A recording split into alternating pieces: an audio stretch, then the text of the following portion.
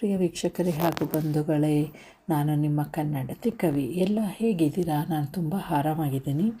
ಇವತ್ತಿನಂತೂ ತುಂಬಾ ಪುಟ್ಟದಾದ ಚುಕ್ಕಿ ರಂಗೋಲಿ, ಎಳೆ ರಂಗೋಲಿ. ಇದು ಎಳೆಗಳು ಸ್ವಲ್ಪ ಕಾಂಪ್ಲಿಕೇಟೆಡ್ ಅಂತ ಕಾಣಿಸುತ್ತೆ, ಆದರೆ ಅದಕ್ಕೆ ನ್ಯಾಕ್ ಗೊತ್ತಾಗೋದ್ರೆ ತುಂಬಾ ಈಸಿಯಾಗಿ ಬಿಡಿಸ್ಬೋದು. ನಾನು ಕಲಿಯುವಾಗ ಹೀಗೆ ಆಯಿತು, ಆದರೆ ಈಗ ಕಲಿತ ಮೇಲಂತೂ ತುಂಬ ಈಸಿಯಾಗಿ ಬಿಡಿಸ್ತಾ ಇದ್ದೀನಿ. ಹಾಗಾದರೆ ಇವತ್ತಿನ ರಂಗೋಲಿ ಶುರು ಮಾಡೋಣವಾ?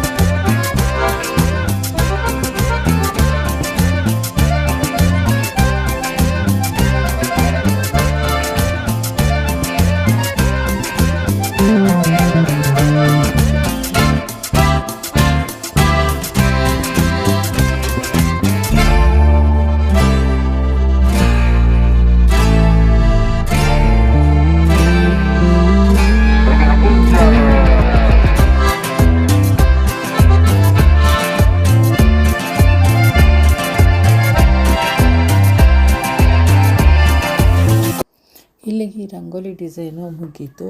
ಇದು ತುಂಬಾ ಪುಟ್ಟದಾಗಿದೆ.